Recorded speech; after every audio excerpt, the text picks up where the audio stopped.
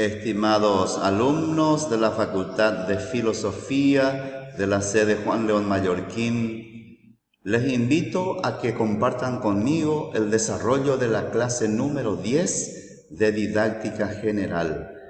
En la clase anterior, en la clase número 9, estuvimos desarrollando un tema también interesante referente a los fines y objetivos como metas educativas. En ese sentido, vimos que los objetivos y los fines específicamente deben ser trazados en forma anticipada. Siempre entonces nuestra labor de educación y enseñanza tenga que tener sentido y valor, justamente teniendo en cuenta los fines y los objetivos propuestos. En esta clase número 10, entonces, vamos a desarrollar el tema actividades de aprendizaje y dentro de la unidad número 5, orientación de las experiencias del aprendizaje. Entonces, vamos a conocer algunos objetivos propuestos que pretendemos lograr al término del desarrollo de esta clase referente a las actividades de aprendizaje. Primeramente, identificar conceptos de actividades de aprendizaje, reconocer los componentes de la planificación del proceso de enseñanza-aprendizaje y emitir juicio crítico sobre los factores determinantes del proceso enseñanza-aprendizaje. Iniciemos pues entonces nuestro desarrollo viendo qué son las actividades de aprendizaje. En ese sentido vemos que las actividades de aprendizaje son recursos utilizados para poder conseguir el aprendizaje y no solo son medios para comprobarlo.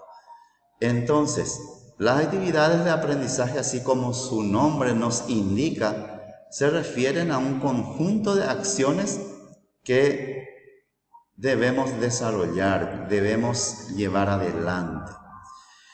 ¿Cuáles son las características de las actividades de enseñanza-aprendizaje? Primeramente, deben partir del nivel de desarrollo que poseen los alumnos. Considerar entonces su nivel de desarrollo. También asegurar la construcción de aprendizajes que sean interesantes, que tengan significatividad para los estudiantes. Desarrollar también la capacidad de aprender a aprender y también, por otro lado, promover una intensa actividad por parte del alumno. También, como otra característica, desarrollar la capacidad crítica del alumno. También educar en y para la democracia. Educar también en la metodología científica y tecnológica. Educar en una conciencia y conducta moral y también procurar por la motivación e interés de los alumnos. Siempre entonces dentro de las actividades de enseñanza-aprendizaje debemos tener en cuenta estas recomendaciones, estas características para llegar a un término final deseado con éxito. Clasificación de las actividades de aprendizaje. Y vamos a ver, de acuerdo a una taxonomía ya bastante conocida, que es la taxonomía de Bloom, las actividades de aprendizaje se clasifican primeramente dentro de la categoría de conocimiento. Luego va a ir avanzando en un nivel más elevado, la comprensión. Posteriormente, la aplicación, el análisis, la síntesis y por último, la evaluación. Entonces, estas son las clasificaciones de las actividades de aprendizaje según la taxonomía conocida como la taxonomía de Bloom. En materia de instrucción, vamos a ver dos tipos de conocimientos importantes. El conocimiento denominado inerte por un lado y el conocimiento funcional. Veremos a continuación algunas características. Conocimiento inerte. Surgen precisamente para responder a ciertas situaciones o preguntas de tipo directa. Actividades de memorización. Y por otro lado, la reproducción dentro de un conocimiento inerte es lineal. Por otro lado, entonces veremos el conocimiento funcional.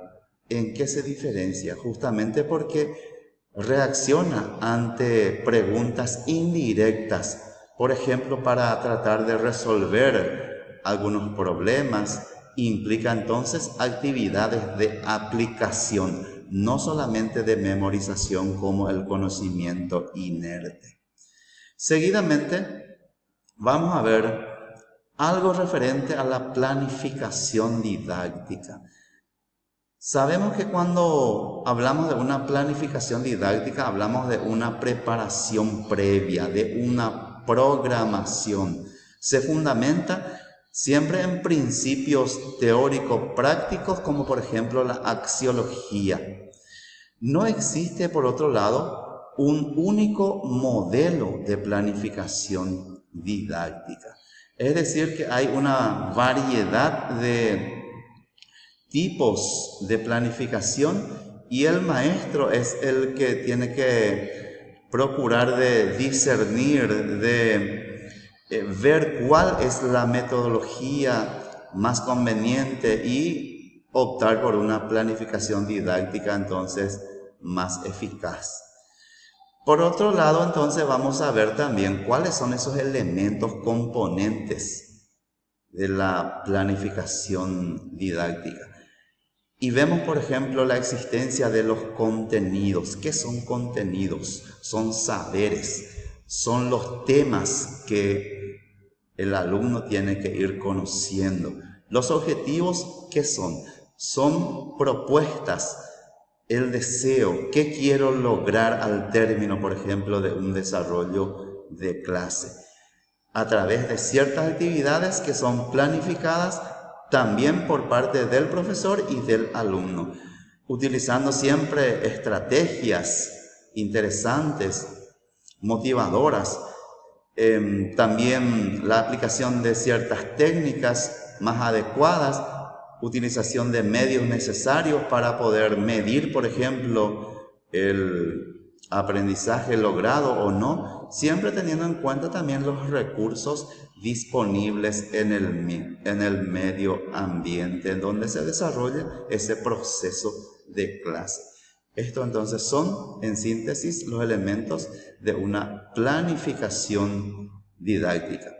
A continuación estamos viendo motivar versus incentivar. ¿Cuál es la relación o la diferencia?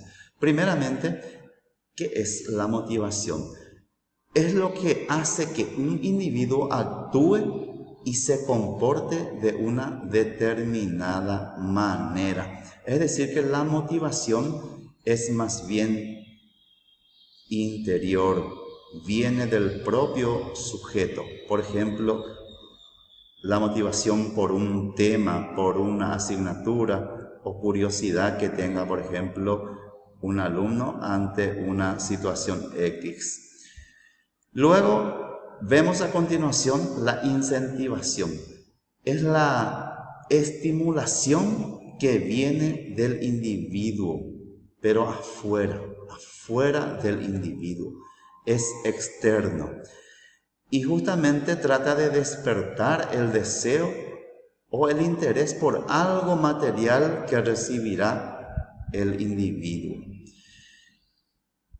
Por otro lado, también vamos a ver a continuación actividades de integración y de fijación dentro del proceso de planificación didáctica. Estos dos aspectos son muchas veces descuidados en el desarrollo en sí, en la ejecución de una planificación. Y veremos a continuación qué significa integración. Tiene el propósito de estructurar las múltiples informaciones para que ganen sentido y unidad. Por otro lado, se puede realizar esta actividad de integración al final, por ejemplo, del desarrollo de una clase, al comienzo o quizás al final de una unidad, por ejemplo.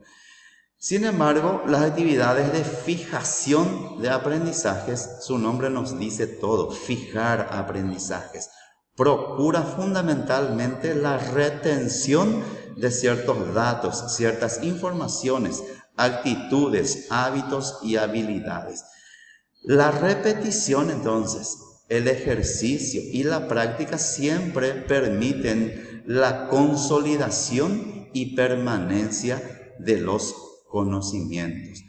Y por último, prácticamente veremos la evaluación continua. Se contrapone esta evaluación con el carácter sumativo, es decir, que solamente su objetivo principal es perfeccionar el propio proceso de formación. También la evaluación continua se suele asociar al paradigma aprendizaje y a la evaluación formativa. Entonces, las actividades de aprendizaje necesitan siempre recursos para poder conseguir ese aprendizaje. Son medios y recursos valiosos para poder lograr aprendizajes significativos. Implica entonces también acciones por parte del alumno, también parte del nivel de desarrollo del alumno y asegura la construcción de aprendizajes significativos. Por otro lado, también entonces resulta de vital importancia para que se logre ese aprendizaje significativo la motivación, el interés también de los alumnos. Y terminamos con esta frase célebre: que tu nuevo sueño brille más que tus viejos miedos. Nos vemos pronto. Hasta luego.